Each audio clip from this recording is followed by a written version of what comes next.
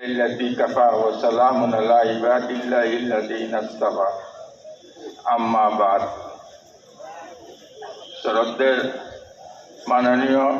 সভাপতি শেখুল জামে দারুল বাসকান্দি মানে মজদম আর উপস্থিত স্টেজে মুরব্বিয়ানে কেরাম আমারে হঠাৎ হুকুম করা হয়েছে আপনাদের সামনে সামান্য সময় কথা রাখবার লাগিয়া আমি যদিও অত বড় মহফিল কোনো জাতর নসিহত আন্দাজি উপযুক্ত নাই তার তবেও এই মুদরসার পুরানা উস্তাদ হিসাবে আমার কোয়া হয়েছে আর পুরানা উস্তাদর খাম হইল গা এই তালিম ইলম যারা দস্তারবন্দি করে দেওয়া হয়েছে তারা যে ভারতের আসামের বিভিন্ন জায়গায় আজকাল তো আলহামদুলিল্লাহ আমরা তালিম ইলম আমরা মরম শেখুল অজিজ সাহেবে যে সময় রাষ্ট্রপতি আইসুল এই সময় হয়েছিল মনে হয়েছিল এখন আমরা বাকখান্ডির তালেবা সমস্ত পৃথিবী যাইবা আলহামদুলিল্লাহ এই বাকখান্ডির তালিম ইলম এখন পৃথিবীর অন্যান্য দেশও ভারত বাদে অন্যান্য দেশও কাম করতে দিল জায়গায় জায়গায় মুদ্রসা পড়াইতাম কুয়েতও আসুন কাতারাও আসুন আমরা মুদ্রসা তালিম ইলমে কাম করতে দিন কাম করতে মুদ্রসা মজিয়া করতে মানে ছোট ছোট মুদ্রসা পড়াইতে মসজিদেও মসজিদ করতে তো বুঝলো কথা যেটা এটা বলি জায়গা আমার কথা হইলো আমার যে তালিম ইলম আজকে যারা দস্তাবন্দি করা হয়েছে খাস করিয়া আর যারা ওই মাদ্রাসা করিতেছে সবার লাগিয়ে আমি কথা কইয়ার যে আমরা এতদিন যাবো যে আপনারা আল্লাহ আল্লাহ রসুলর যে আকাম আর শরীয়ত যেটা শিখি গেছেন পড়েই গেছেন এইটার উপরে আপনারা সবসময় আমলও রইয়া কোসবে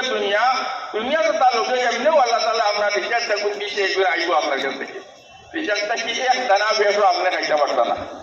যত টাকা রিচার্জ টাকা আছে অতটাও আপনি ভাইবা একটা কি আর বেশি খাইতে পারতেন না কাজে এই রিজার্ভর তালাশ আর মালর তালাশ না করিয়া তিনর তালাশ করবা আখলাকে সালেহার তালাশ করবা ইনশাআল্লাহ রহমান আল্লাহ তালা আপনার গাইডটাকে রিচার্জ দেব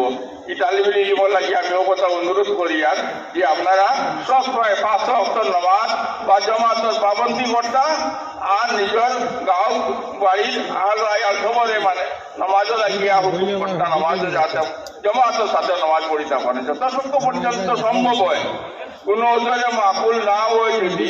তা ওই যে বলে জমাতে মসজিদও জমাতে নামাজ পড়িবার চেষ্টা করতাম আপনারা হইয়া যাতে কোনো প্রকারের বাড়ি থেকে এই জাতীয় শেখায়ত আয় না গাঁও থেকে এই জাতীয় শেখায়ত আয় না আপনারা বাড়ির তালিম ইলম এই মৌলানা হইয়া ভাবলি ভাইয়া আইসুন এখন হজর নামাজও তানে নেওয়া যায় না তুলিয়া তানে ডাকিয়ে তোলা লাগে তবু যেটা পাবেন না উদর বই নতা হয় এই জাতীয় শেখায়তটা যেমন পাই না মসজিদুল্লাহাম আজকের এই জলসা লাগিয়া হইল আপনারা যে ভারতের আসামের বিভিন্ন গাঁও গ্রামে যাইবা দিনের কাম করবা তখন এই গাঁও গ্রামের মানুষগুলারে দিনদার বানাইবার চেষ্টা করতাম আর জেলা তবলিগ জমাতে দিনদার বানাইবা লাগে মানুষের চেষ্টা করিয়া মদ খারা গাঞ্জা খারা ইত্যাদি আনিয়া দরিয়া দাড়ি রাখাইয়া সুন্নতর মাহফিল মতো চলাইয়া নমাজি দিনদার বানাইতে পারেন আর আপনারা উলামা হল যদি দুনিয়ার লড়াই না করিয়া চেষ্টা করেন যে ইনশাআল্লাহ রহমান আল্লাহ এই কথার উপরে তৌফিক দিব আমরা এটার চেষ্টা করতাম আর যত মানুষ আপনারা আজকে এই জলসায় আইছেন সন্তান যে আমি একটা ইসমাইলি কথা কইয়া নসিহত করিয়া যে আপনারা ভবিষ্যতে রক্ষা করতে হয় যদি আপনারা বাচ্চা কাচ্চা হিসেবে মোবাইল নাকি বাঁচাইয়া রাখো ভবিষ্যৎ বাচ্চা কাচ্চা হিসেবে যদি রক্ষা করতে চাই হেফাজত করতে চাই বাচ্চা হিসেবে মোবাইল নাকি বাঁচাইয়া রাখবো অনেক মানুষ হয় অনেক মানুষের দোয়া করবার দরখাস্ত করে হুজুর মানুষের দোয়া করবো আমরা গেছে বিএ পাস MA পাস ছেলে এখন খালি মোবাইল রাইটিং থাকে সে কোনটা নমাজ মন্ত্রী খাওয়া দাওয়া কোনটা খুঁজে পারে না জোর করে ডাকিয়ে নিয়ে ভাত খাওয়াই এই অবস্থা হয়ে গেছে গা কাজে বাচ্চাই ধরে মোবাইলটাকে রক্ষা করবা আর নিজের সবসময় ভাবন্দির সাথে বাচ্চাই ধরে আল্লাহ নবী সাল্লাল্লাহু আলাইহি সাল্লামের ফরমাইতরা মুরু সিবিয়ানা কুমিজা বালাগু সাবান ওয়াজরিবু ইয়া বালাগু আশরা তোমার টান বাচ্চাগুলারে তুমি চাই 7 বছর বয়স হইয়া আনলে পরে নামাজও লাগি হুকুম করো আর 10 বছর বয়স হওয়ার বাদে যদি নামাজ পড়িতে চায় না তাহলে তারা মারিয়াম নামাজি বানাও তো যখন যে বাপে মায় বাচ্চারে মারিয়া নামাজের কথা আল্লাহ নবী সাল্লাল্লাহু আলাইহি ওয়াসাল্লামে কইয়া আইছুন ই বাপর মার উঠে তো হঠাৎ নামাজ পড়েন না। এখন অনেক মেয়ে মানুষ আছে নামাজ তার কিন্তু মোবাইল লইয়া ব্যস্ত, অনেক মহিলা আছে মোবাইল লইয়া ব্যস্ত, অনেক মহিলা আছে মানে কোনো মোবাইল দিয়া খালি জামাই লইয়া অন্য মানুষের কাছে সম্পর্ক করে সরু বাচ্চা পালাইয়া আর গুলোকে বেঙ্গুর জায়গা হতা করে এই সমস্ত জিনিস মোবাইলে আমরা হালাক করি ফেলাই। মোবাইলে তাকে আমরা বাঁচিতাম নিজেও আর নিজের আল্লাহ সকলে বাঁচাইতাম, নিজের বিবি বাল বাচ্চা সকলে বাঁচাইতাম, আর 5 ওয়াক্ত নামাজ বা জমাতে পড়িতাম, আর আল্লাহ তাআলা হারাম থেকে বাঁচিতাম। বর্তমানে যে মদ গাঁজা শরাব ট্যাবলেট এই সমস্ত জিনিস থেকে আমরা বাঁচিতাম। আল্লাহ আমরা হেফাজত করার তৌফিক দিব। ও কথা কইয়া আমি আমার বক্তব্য ছিলাম। আলহামদুলিল্লাহ রাব্বিল আলামিন।